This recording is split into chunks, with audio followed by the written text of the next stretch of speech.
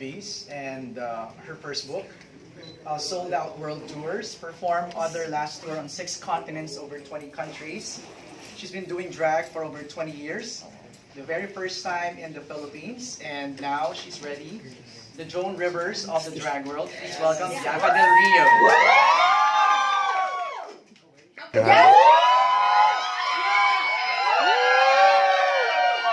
Oh my God. Oh my God. I didn't have really time to get dressed, so I'm only doing waist up. All right. Waist up. Am I sitting here or am I sitting there? Are you comfortable? I don't care. Either way. A few seconds for photos first. Just Sure. sit down, okay? All right. This is fun. Oh my God. This is like daytime drag. We literally got off the plane a couple hours ago, so it was like rough to get ready. Yeah, so Sorry. Photoshop and make me look pretty, people. All right. All right, come on, let's do some questions. Let's roll. What are we talking about? Here, BIANCA. Yes, what are we talking about? Well, I'm not the one. Who's there? Who's in charge? Okay. Ways. Oh, I mean, a Rolodex is not modern, but yes, it definitely has. It definitely has, because there's always something new and weird going on in the world, so that you can go ahead and put it in part of the show. And we live in a world now where everything is so fucking crazy that there's always something to be mad or upset about. Yes. You can't care. Someone's gonna get pissed off no matter what you do. So what does it matter in the end? You know, you have to just do what you do, and some people are gonna like it, and some people aren't. And I've often said that if they don't like it, I can't get upset because they're just gonna die anyway. So it makes it unfair. So why get pissed? You know, why get upset? Like, my friend asked me to do this read. Are you just born rude, or are you just... Well, no, really working it's with usually the based in person? truth. I think comedy's always based in truth. And I also think that, you know, if you can laugh at yourself, what does Ruth say? Ruth says, if you can't love yourself, you can't live it, whatever the hell she says. I say, you know, if you can't laugh at yourself, then how can you not laugh at someone else? So I'm the biggest joke there is. You know, I'm nothing serious to begin with. So as long as you have a sense of humor about yourself, it works out well to have a sense of humor about other people. Now, they may not like it, but, oh well. It is what it is. You know, you gotta laugh. I mean, yeah. But it doesn't always work that way. Like, I've been at the airport and people have said, hey, can you read me? I'm like, bitch, can I get off the plane? You know, it's weird. You have a stewardess that's like, I love you. Can you say something mean? I'm like, it doesn't work that way always. Yeah. So it is funny to see how people react, you know? Usually in a show, I always have too much to say. Yeah. Bam, you're Yeah, exactly. So it's called Dear Tita Bianca. Okay. Yeah, Tita means auntie. Oh, yeah. Well, okay. It's better than grandmother. Yeah. Okay. I'm good. Okay. So one question is, what are things of behavior from 20-somethings that you think they need to stop doing? Stay off social media. Live your life. It is fascinating, the people that constantly, like I have friends of mine, adore, that anything that happens in her life, she immediately goes to the internet. And I don't find that to be, I usually go and drink something, and then I'll go to the internet. But I find it fascinating that everybody's world is revolved around it. Obviously, it's a huge part of my life, you know, because I didn't have Instagram or Twitter before Drag Race. So it is interesting to see all of this that's happened. But I try to keep it as professional as possible, you know, fun times, but I don't put all of my business. So I would suggest the kids maybe not think about it before you run to social media. Because you know how many people are deleting tweets in the middle of the night. You've seen it, especially politicians. Right. You said you're good? Do you think we need to find a job that we're passionate about, or a job that makes us money? Oh God, that's a lot to ask us here. I think you just need to get through. I mean, how old are these people? 20-something? 20. Okay, you got to get through life. You know, get through high school, get through college, and then you can figure it out. But in the meantime, keep moving. I always say it's important to keep moving because I didn't plan to do this. I mean, obviously, this was not a choice. But it is something that through life, it eventually evolved into this. So it's kind of like say yes, and if something comes along, then of course it changes your path. But I've never been the person to say, this is my goal, I'm going to make that happen. That's too much pressure for somebody. Right. You got to live a little bit, Yeah. you know, and if you don't fall down, then you don't realize how great it is when you're up, you know? But it always goes back and forth. Yeah. Trust me. Thank Trust you. me. What have you learned about being a man? What have I learned about being a By man? dressing up as a woman. Oh, God. Well, that you get away with murder when you wear a dress. No, you should try it. Well, for me, it's become, I mean, obviously everybody does drag for different reasons. And for me, it's strictly about the comedy of it or the act of it, you know? Like, that's why I'm saying something like this is always weird for me to do this when I'm dressed like this, because I'm always like, well, when I'm on stage, I'm used to it. But on a personal level, I'm me. I'm the same person, so to speak, but I think that they do cross because I have the same sense of humor. Now, I do have some friends that do drag, as I was saying, that do drag for different reasons, and they're a different act when they're in drag, or a different voice even. Yeah. And I don't do that. So I think that there's different compartments in it. Yeah. So I think I've kind of learned the more you're yourself, the more fun and accepting it is. I know that sounds crazy because I'm sitting in a wig, but it's just what it's just what I am and what I do. And you can't be on 24/7. So it's a lot of pressure to do that. Would you ever consider doing? I have. When they've lost my luggage, I had no choice. As we always say, what's a drag queen without their luggage? A man. So yeah, I mean, things like that have happened. But I like, once again, as I was telling her, I don't rule anything out. I don't know what's to come. I'd say yes to everything. Oh my God. Thank you. Yes. Well, it hasn't changed because I wear the same dress in every color. I think, well, once again, I think it's such a different concept now. I mean, I think the show itself has taken on its new life, and I think it's a completely different show than when I did it. And I mean, however many years ago, what was it? 5 years ago we filmed, I think. So it's a completely different world. Everybody's much younger. Everyone's in, designer drag. They're spending thousands of dollars on clothes. Well, we didn't have that opportunity or the time. I had 5 days before I had to do the show, so I didn't know. I didn't have access to create all of this madness within 5 days and pack and get there and do the show. So I think it's definitely evolved into a grander scale. I mean, now it's huge in America and globally, and now it's going to be in the UK, their own version with Rue, which I think is pretty amazing. So it's evolved, the show's evolved, and I think the contestants have as well. I mean, they're all in debt, but they've evolved. They've evolved. Oh, God. No one's ever asked me about that. Well, obviously you have to use makeup remover, which I have my own makeup remover called BIANCA remover, which you can buy online. But also, a friend of mine, I don't know if you have it here, but Johnson & Johnson baby shampoo is what Really? I use to clean my face. A dermatologist told me it's the best thing. It doesn't burn your eyes. I mean, you're going, oh my God, if it washes off that bitch's face. But it removes all of the mascara and all the buildup that you have around your eyes. So that's one of my main things. And also moisturizer. You gotta have moisturizer because I'm old. You gotta have that. And for every glass of wine I drink, I get drier and drier. I have to keep myself well moisturized. Yeah. We'll keep that in mind. Thank you. And last, one more Oh, thing. you said two. Look, I see you. Well, last, you've done movies and then TV shows and this amazing tour and makeup lines and then removers and other products. What's next for Bianca? What else do you want to do? I don't know. I mean, maybe become a reporter, be as gay as you are.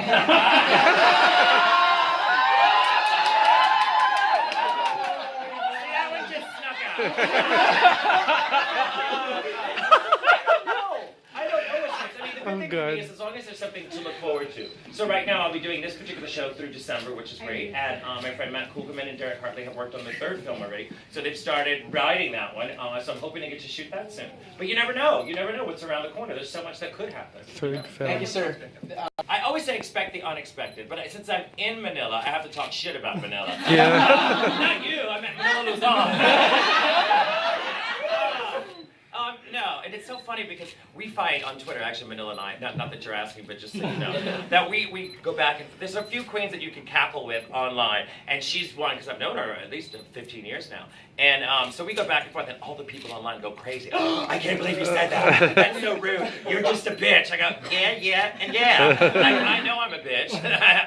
It is what it is. But I always say expect the unexpected, because I do have a script that I go by, but with the audience, it depends on what happens when you're there. Because I was in Hong Kong last night, so things that necessarily didn't go over in Australia went over well in Hong Kong. So you never know what you're going to get, and the more I drink, the funnier it is. I say, yeah. Really? Dress. Well, she borrowed that dress from me. She brought 2 dresses for me to wear because there was a clown challenge. Yeah. So she borrowed 2 dresses, and the bitch never fucking returned them. And them said she was filming. So I'm going to see her soon. So we're going to have it out. I'm going to get them back. I mean, she's wearing my shit. But if you actually scroll, you'll find photos of me in it. But she called me up. She goes, we have a clown challenge, and I would like to wear you. Okay.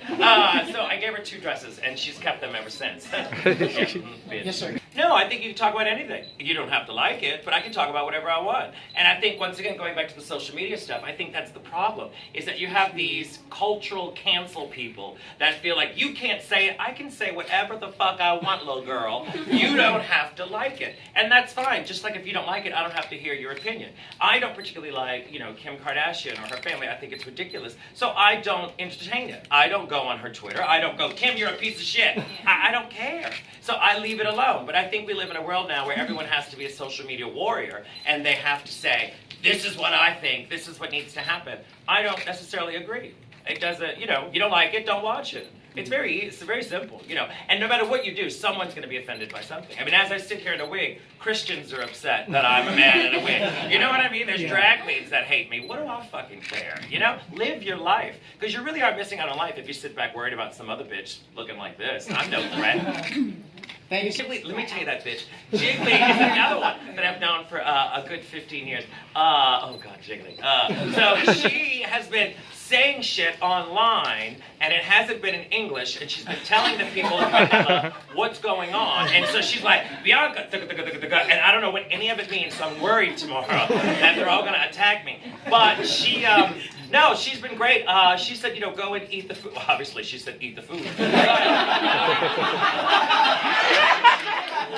goes, eat everything. I'm like, all right. That was mainly it. I mean, luckily, I get an extra day since we sold out the first show, so we were able to have a second show. So I get another day, which is rare, because normally I don't get an extra day. So, yes, I'm excited. I don't know, I'm open to anything. Yeah. I mean, I think it's, well, obviously drag is bigger than ever than it's ever been, and I'm super grateful for the opportunities. But I've done drag now 23 years. So to have this great moment later in my life, I mean, the beginning was great too, but I think to have this exposure now has helped me as a person because I can appreciate it more, rather than being a 20-year-old and being an asshole like Aquaria. Kidding, we're friends. God, no, but it is. I find that I enjoy it more, and I'm grateful for the opportunities. I mean, I get to travel the world. I don't think I ever would have been here in Manila if I wouldn't have had the opportunities that I've had. So it's been pretty amazing, you know. So the ride has been great. So I'm grateful just for it. I'm grateful that it happened after 30, you know, because I do appreciate it a lot.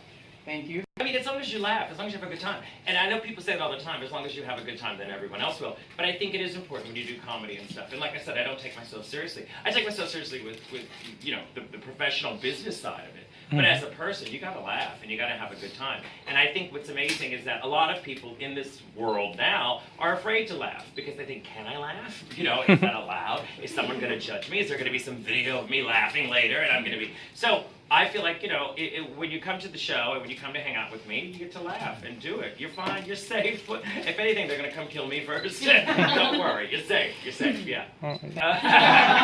No, because I was one of the last, one of two of the last. There was one after me, Leanne Rhymes, so she's the one who really killed it. But I did one of those in bed with Johnson. I had met Joan a couple times in New York City at different events because she was very involved in theater. And God, it's hot in here. And she would frequent a lot of opening nights, and so I met her a couple of times. Always gracious, always sweet, always took a photo. And then I had the opportunity to do the show, which was a lot of fun. And they say never meet your idols, but it was amazing to get to meet her because she was so goddamn funny.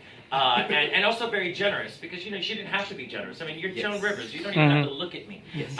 But she did, and she was very, very sweet, and I appreciated it so much. And then she gave me this bag, a gift when I left, and I was so excited I couldn't wait when I opened the car. And it was some shitty scarf from her QVC channel.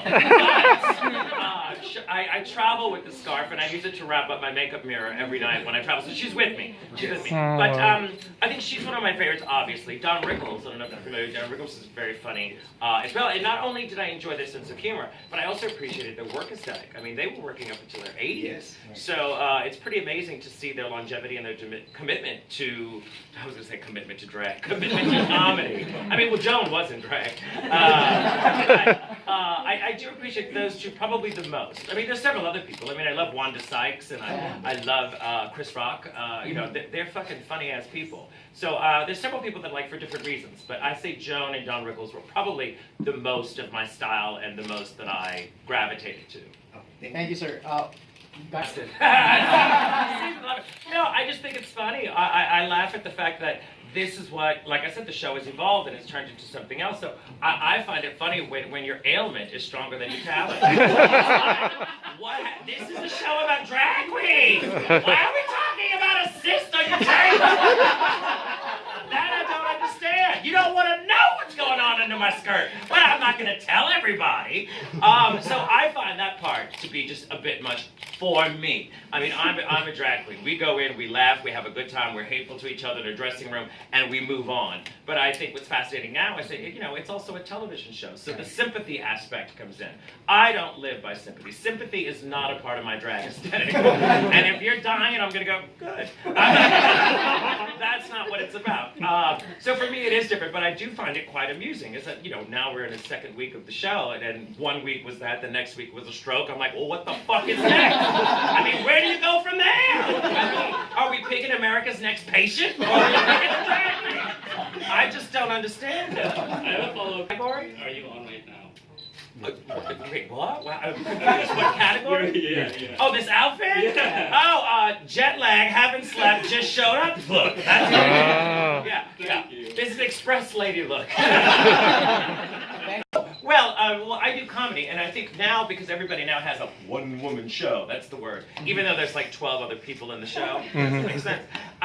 For me, I do stand-up comedy, so I'm on a stage by myself, and this is my 4th tour that I've traveled the world with, not necessarily been here, but the 4th that I've done. And I mean, I'm doing stand-up comedy in drag, and I'm discussing topics that are all about. So that's what's different. I'm not lip-syncing, I'm not doing death drops, I'm not doing musical numbers with backup dancers. God knows you don't want to see that. But I leave that to the other people. But that's not what I'm doing. So it does get blurred now because everybody now has a so-called show. So people often wonder what it is. And then here in Manila, which was of course in the beginning when I announced that I was doing the show, people immediately were like, well, that's so expensive. Well, you're in a theater with a seat. You get a chair and you get air conditioner. Unlike today, you get air conditioner at my show. So it's also just, everybody's been doing different types of things, and sometimes when they do the group tours, it's a standing room, and sometimes it's, you know, you get in early and everybody clumps up and there's musical numbers and an intermission. I don't have any of that. That's not